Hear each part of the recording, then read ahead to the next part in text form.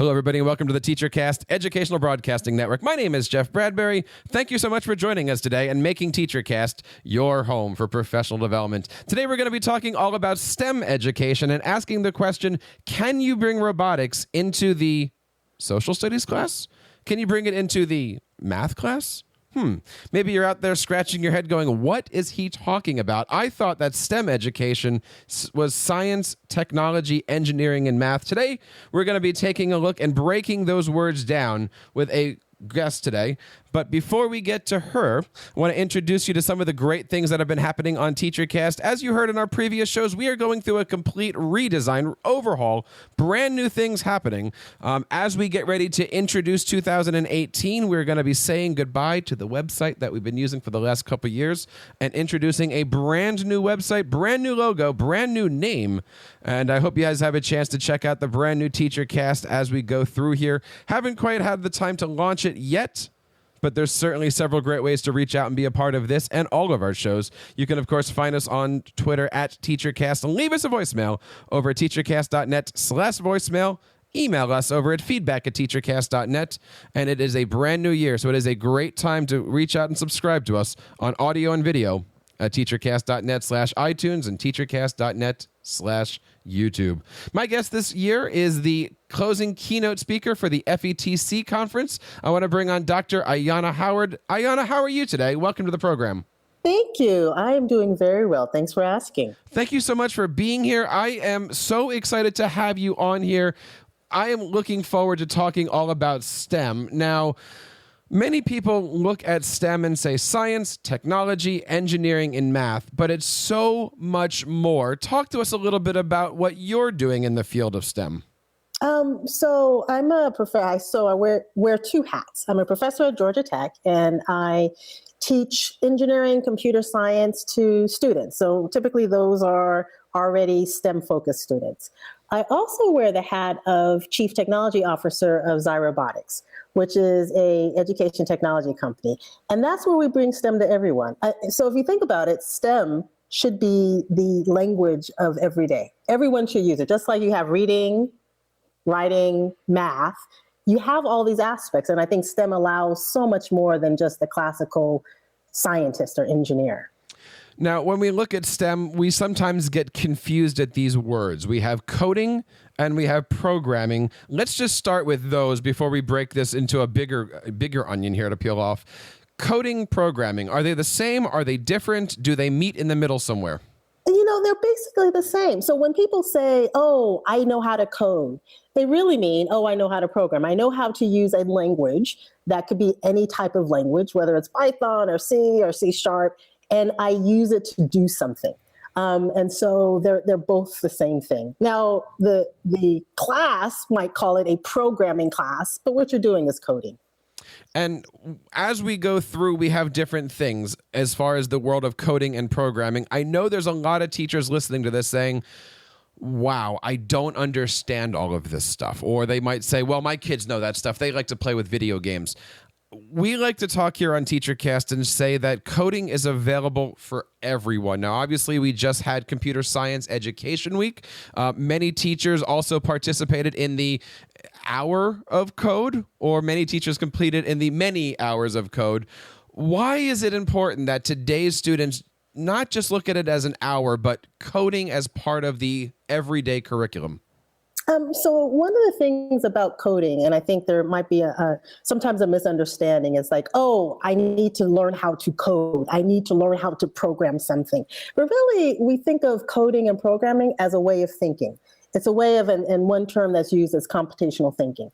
It's about thinking logically. It's about thinking in sequences to solve problems. And coding really teaches you how to do that, how to think about something. I need something. I need to develop something. How do I solve this? Well, I need step 1 and step 2 and step 3. And so really, I think you can do that type of thinking at any age and with any kind of implementation. So it's not just coding a language. It's also doing coding with games. I love the idea of doing coding with games. What kind of examples could you share with us for anybody that's looking at going games in the classroom? Yeah. So imagine, if you will, something like where you have to solve a hopscotch, right? So if you think about hopscotch, you kind of jump on these letters, 1, 2, 3, and so on. And it's a numbers game. So imagine, if you will, that you have to code this as a game. And so what you can do is you can have one student basically code instructions, like have one card that says jump, and have another one that says jump backwards, and have another one that says move 2 steps. And then you basically have another student, and the coder would be like, oh, I have a card. I'm going to code you to play this game. And here's jump. And you look at the student doing jumping, and you say, here's move 2 steps. And it actually is an enjoyable experience because, one, it's physical, but then really you're going through the sequential process of steps, 1, 2, 3. Now, just in case anybody out there is trying to decode this conversation, get that? This is not the same thing as gamification, right? This is bringing games into the classroom. Yeah, this is bringing games into the classroom. And gamification is taking concepts, like coding concepts, and putting it into a more fun and engaging process. Now, the neat part about coding and games is you really can bring it to any level. Many of you guys know out there, I'm a technology coach. I have a chance to work with kindergartners, 12th graders, everywhere in the middle. I love bringing coding into the kindergarten classes. All of the kindergartens in our school have these rugs, and some of the rugs have the alphabet laid out, and some of them have numbers or colors, or it doesn't matter. I look at that as a grid system. And we get the kindergartners on the grid, and maybe they're starting at letter A, and they have to get to letter Z or Y or something like that, right? And they have to go from A to B to C, and then they make a left turn, and then they're going from K to L to whatever the letters are, right? But essentially, they're turning that rug into a grid system, and that's coding, right? Like, that's the beginning of logical thinking. That is. And one of the nice things about that is you can be creative. So how you're creative is based on the instructions. So maybe you say, hey, students, you only get left-hand turns, left and straight. All right, how would you solve this problem? And then you can switch it and say, hey, now you can only do right-hand turns and straight. And what happens is now one student say, hey, guess what? There's more than one solution to solve a problem. There isn't just one right answer, which is why coding's so beautiful as well. That's so true. And if you can get the right answer by doing things completely different, or you immediately want to fix the thing if you don't get the right answer. So for instance, let's say you're doing it in an advanced class and you say, turn 45 degrees and launch the catapult. Well, if it's not 45 degrees, you're going to know automatically that it's right or wrong. Maybe you got to turn it 48 degrees. Now, change that into like an English paper where if the kid gets a B-, he goes, okay. There isn't any, okay, now I have to get this better. It's, I want to get this better. I want to make sure that I'm achieving the goal or making the catapult off the robot go. I love the fact that coding is one of those topics that every student wants to make sure that they get it right. They want to get it right. And I also believe that not only that, but it also allows you to have an imagination. So if you think about something more like math, right? 2 plus 3, there's kind of one answer. Yeah, it's 5, right? It's not 4, it's not 2, right? 2 plus 3 equals 5. But if you instead say, hey, the answer is 5, how do I get that? What are the other ways of getting to 5? It's up to you. Then you're like, oh, I can have 5 ones, or I can have 2 plus 3. And that's really what coding is there's an answer you want to get to, but we give you the flexibility of how do you get to that answer, which means that you can have someone who's also creative and loves to do things like imagination or artistic and still do coding. If you were listening to this show and you were looking for some simple resources, things that you might go to for, inspiration or just teach me the first thing about this, what are some of your go-tos when you talk to teachers? So depending on the age, so for, I would say, middle school and high school, I'll tell them, go to code.org. Yeah, just go there. For younger kids, I actually find that the apps help a lot more. And so example of apps, going Daisy the Dinosaur is an example, Scratch Junior, our newest one, Tommy the Turtle, Learn to Code, which are for younger kids, because they teach you the sequential logic and sequential thinking without the use of, say, blocks or C# or things like that. Those are the words that scare people when you say, we're going to do Python today. And we're like, what is this thing that we're talking about? But I got to tell you, and, again, my audience knows I have 4-year-old triplets. They sit down with me with the dot and dash wonder robots. And look, they can't read, but they know that the blue block goes next to the green block, and then the robot moves, or it makes a sound, or whatever it works. And, I'm kind of proud of this, but teaching my 4-year-olds block-based coding at the very, very minimal, they're having fun with it. And there isn't a day that I come home that they're not saying, can we take out dot and dash and play with it? I'm going, dude, you're 4 years old. This is awesome. Yeah, but what they're looking at is the patterns. Yep. And so they're not readers yet.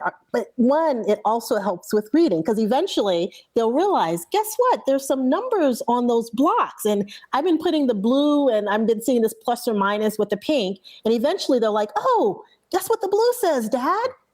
And then it goes on. And so I think it also for basically pre-readers that then become early readers, that then become readers, the coding will grow with them as long as you do it right. Now, you are the founder of Robotics. Talk to us a little bit about the company and what does it do? So Robotics focus on STEM education for early childhood education. So pre-K through first. And yes, we do teach coding to kids. And what we focus on is making STEM accessible. And it's really accessible to all kids, accessible to kids who have a disability, accessible to kids who might not, quote unquote, have the support at home, accessible to kids who aren't yet reading. I think STEM is one of these things where kids are naturally curious. Kids are naturally wanting to find answers to solutions. They see the world around them and they're like, oh, this is interesting. Why is this? And so I think this whole aspect of STEM is designed for kids. It's engaging to kids. We just have to provide them the resources. So are you focusing on the educational classroom setting, or are you focusing more on the at-home parent education community? So we're focused on what we call supplemental. So in the classroom, so that teachers can provide this kind of STEM supplemental material, but also in the home so that kids can then continue. Because STEM is something you have to practice. It's so funny. In reading, we give them books. Like, we expect them to read in the class. We expect them to read at home. But a lot of times with STEM, we're like, oh, you don't need to do that. You just do it in classroom. But you need to have it in both. I mean, you need to be bringing kids home and starting to say, hey, let's count how many dishes mommy's putting in the dishwasher. Or let's count how many dishes dad is putting in. We need to incorporate this STEM in everything from the classroom to the home. Now, when we're looking at the youngest of learners, as we just talked about, some of the kids can't read. What activities do you provide? Do you share? Do you make possible for those kids? Yes, I'm talking about my own right now, but the preschool kids, the pre-readers. For instance, we just had a fantastic show with Lego Education talking about some of their products that they're designing for STEM education. Where do you go when you are completely teacher-based? Because obviously the kids can't really do this on their own yet. Well, so that's the thing. I am a proponent of apps and tablets and mobile devices. I just am. The ship has long sailed for us to be saying no to this. Mm-hmm. It's already gone. So let's capitalize on this device that's there that pretty much every child has access to. And it's intuitive to kids.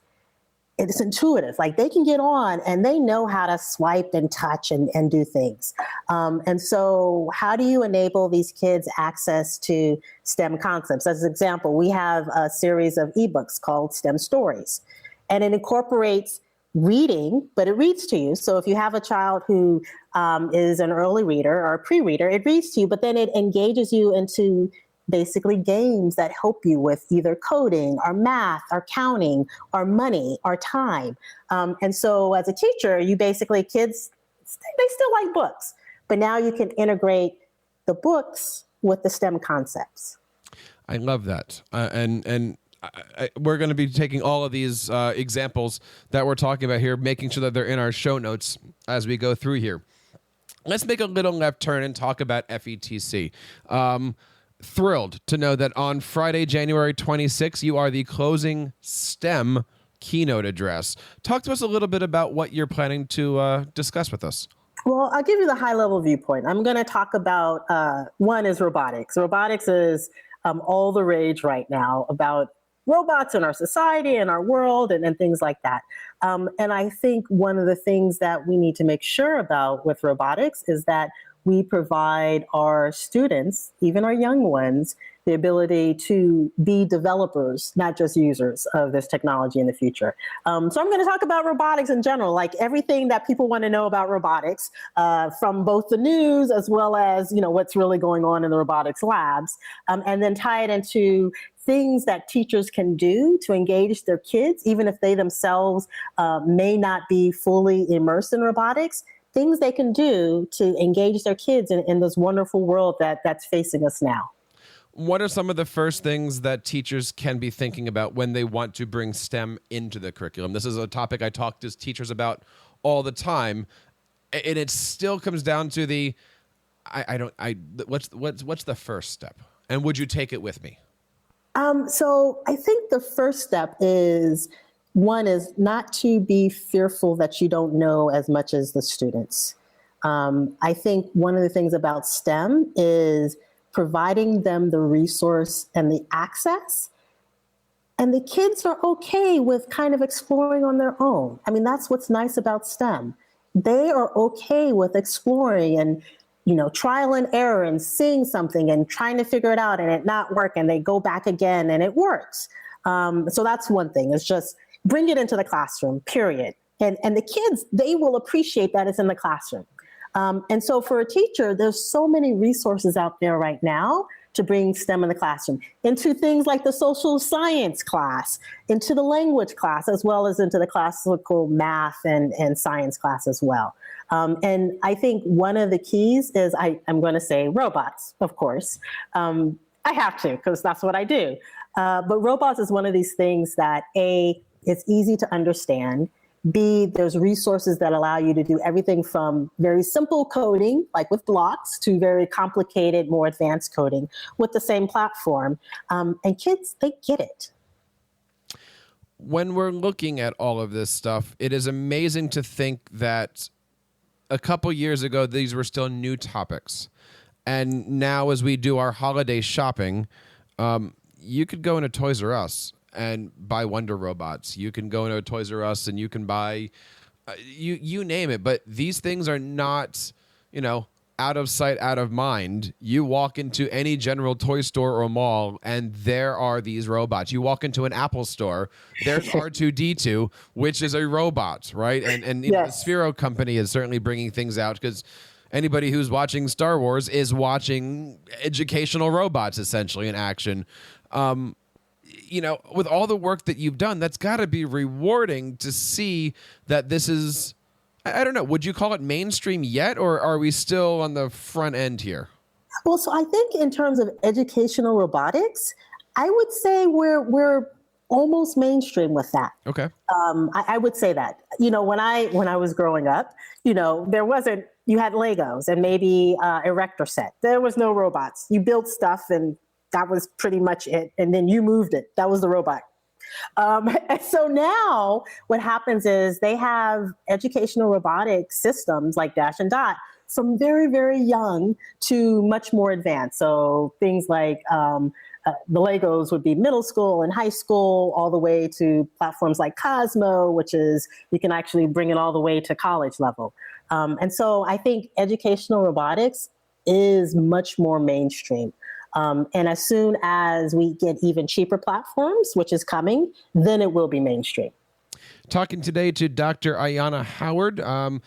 Dr. Howard, what advice do you have, or will you be talking about at FETC as teachers prepare for their lessons this year and next year? Clearly things are changing, but they're changing consistently in the direction of STEM is here. It's not a future thing. It's here. What do you hope people walk away from your keynote? So I hope people walk away with two things. One is I hope that they're inspired, that they feel empowered to bring this into their classroom, that it's not for someone else. It's like, oh, that science teacher's like, no, this is for me. I can do that. So I want that to be an empowering experience, inspirational. I also want them to leave with the things that they can do. So very concrete steps, step 1, step 2, step 3, and the resources available to them. So those are the two things. One is inspired, and the second is, and then some actual steps that you can take. If anybody out there is looking for more information or would like to contact you or maybe learn a little bit more about Xi Robotics, where can they go? You can go to xirobotics.com. There's an easy one. Also, I am always on LinkedIn, always accessible via email. Excellent. And do you have a Twitter address? I don't. I do have LinkedIn and Facebook, though. Excellent. We'll certainly make sure that all of those links and stuff are in our show notes. This is episode 168. Dr. Howard, thank you so much. Looking forward to catching up. Certainly, please, invite yourself back onto the show. We do STEM topics a lot here on the network, and certainly we'll be working with a lot of robotics companies this year in 2018, and would love to have you back on as a guest. Thank you so much for your time. Thank you. I appreciate it. And thank you guys out there for making TeacherCast your home for professional development. We have had such a great 2017. Looking forward to 2018. There's, of course, several great ways to enjoy TeacherCast. You can find us on Twitter at TeacherCast. Leave us a voicemail over at teachercast.net/voicemail. Email us at feedback@teachercast.net.